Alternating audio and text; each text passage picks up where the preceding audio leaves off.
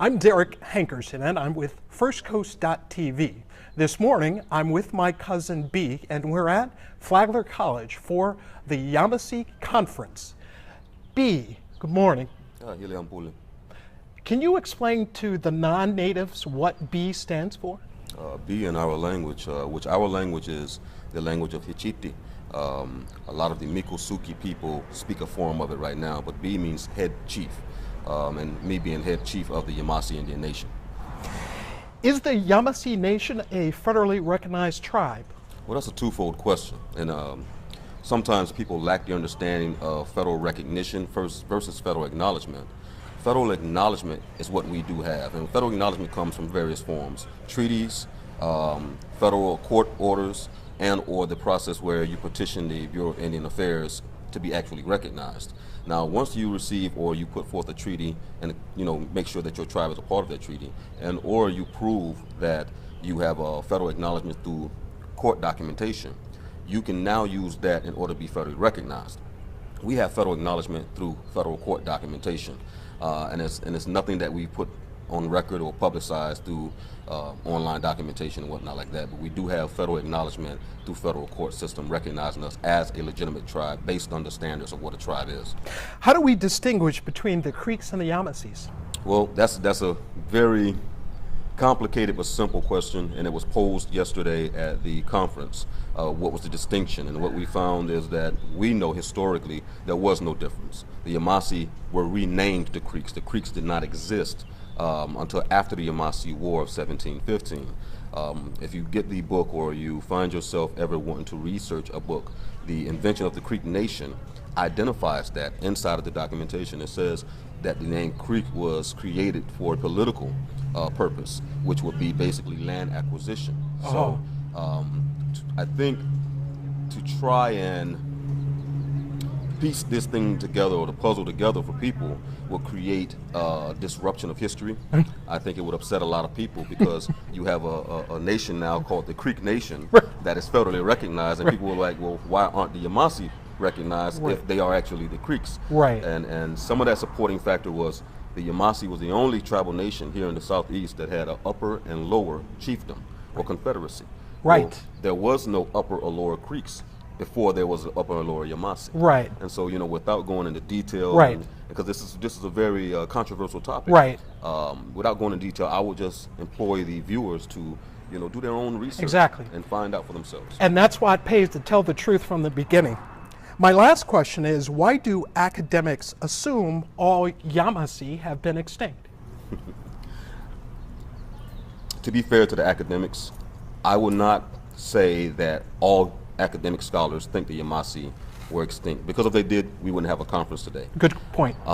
This conference also outlined and entailed through factual documentation and proof through bloodlines, the continuation of Yamasee clan members and grandmothers, and everything that they've had and presented here, that we were never extinct. That's the purpose of the first ever Yamasee Conference, which also correlates with the 300-year anniversary of the Yamasee War of 1715. The academic scholars that were centuries old, as we would like to say, let's go back in time, they had a unique purpose. They had a specific purpose to make the Yamasee extinct, because we had a land settlement. We had a land agreement. We had one of the first reservations in the United States. It behooved them to say that these people who have given us problems for over centuries now are dead. They're gone. It gives you right now to land, gives you rights to the land. They needed to do that to disrupt the fabric of the Native American population, and also to encompass the land that they was trying to colonize. So after the Yamasee War, they had to have the Lord Proprietors feel comfortable about their investments, right, coming from England and sending over their indentured right, servants right, to come here and then colonize the land. Right. It's sort of hard to say, I want you to invest in something in this new world, and you're saying, well, we have to worry about the savages. Right. What about those savages, that just killed 400, Charleston people and killed, massacred all of our people. Right. Well, the best way to do that was to write us out.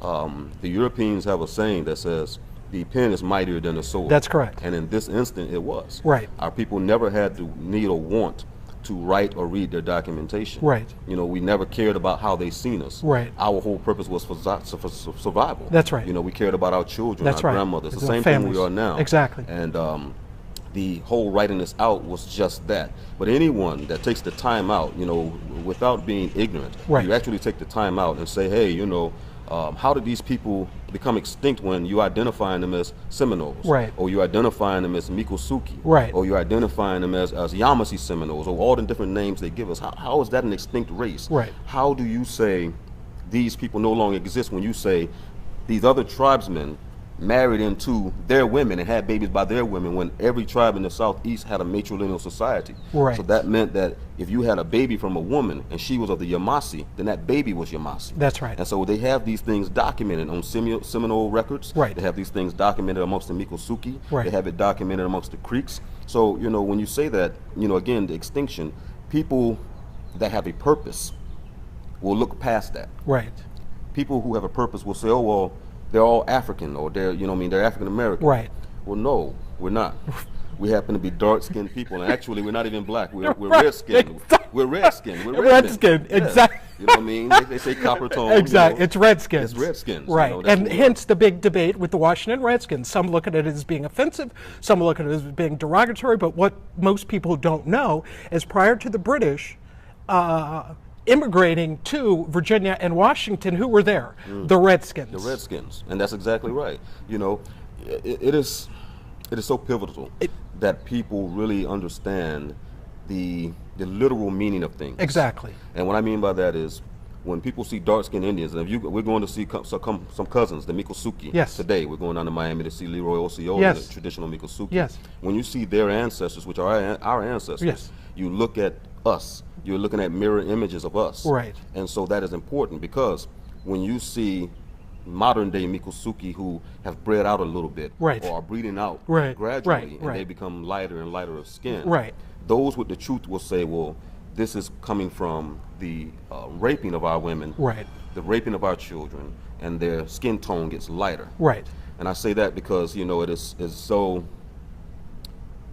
it becomes so controversial when people see people of our skin tone Who are lighter or darker. who are darker. Exactly. And then they say, well, they're Africans.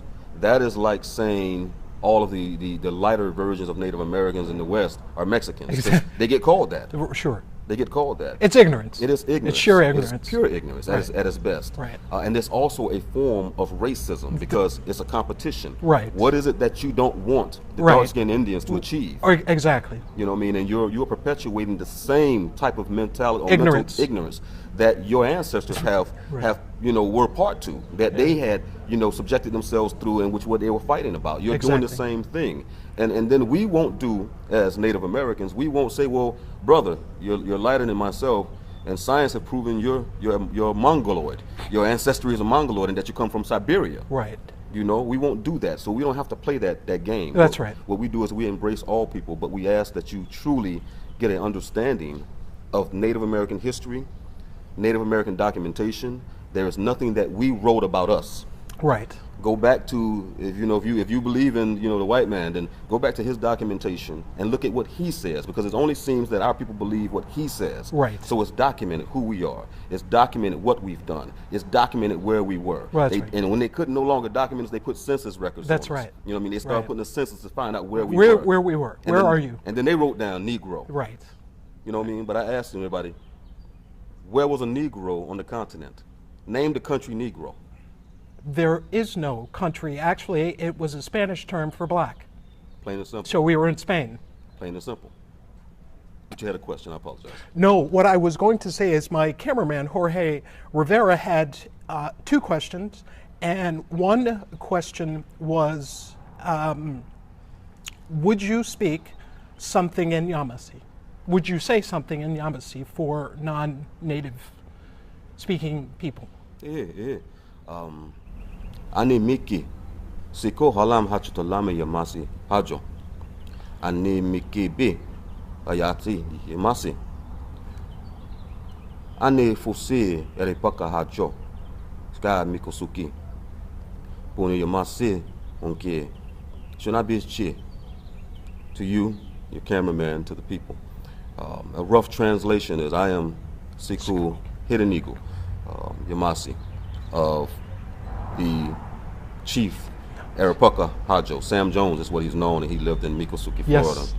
Our people still exist. Yes. And we thank you for allowing us the opportunity to be able to speak and clarify some records. Truthfully. Truthfully, thank you. And the second question that he has is, how do you think DNA testing has brought about, I hate using the word evolution, but I will, brought about the evolution of people actually knowing who they are and where they're from? Yeah, I'm out there. It hasn't. DNA testing would say that somebody was back in the 1700s and they drew blood from a native, and now they have blood that they can compare it to. That's not true. What they say is DNA testing allows us to know that your ancestors have been on this portion of the continent for so long because of genetic markers, because of the plants that here, the air that you breathe, because of this particular part of the continent's environmental makeup. Okay, so they can trace where your people were versus where they were not. But the problem becomes with that, they've traced markers with everyone that says at one point in time we're all linked into what they call a African woman called Lulu Amalu. Every human being has the same genetic trait and makeup. Every human being can be traced back to one part of this world. And those are markers like the tree, our brothers and sisters, the trees. When you go inside of a tree, they have rings. And the rings can tell you how long that tree has lived and what it has endured. They can literally tell you if that tree encompassed a storm and what damage it did to it. Right. You know, they can tell you if smokestacks was around it and it had, you know, the carbon within the tree, you know, absorbed so much smokestack. So they can say, oh, at this particular time, this tree was around a fire. They're doing that now with DNA. And what they found within DNA is there is no genetic marker or makeup that says that you're Indian. There is no genetic marker that says you're Native American. All they can say is your people have been here for so long, and that you have people that were here because of their genetic marker or their genetic makeup. That makes sense. Well, thank you, cousin. Thank you. Should I be a chick? Yeah.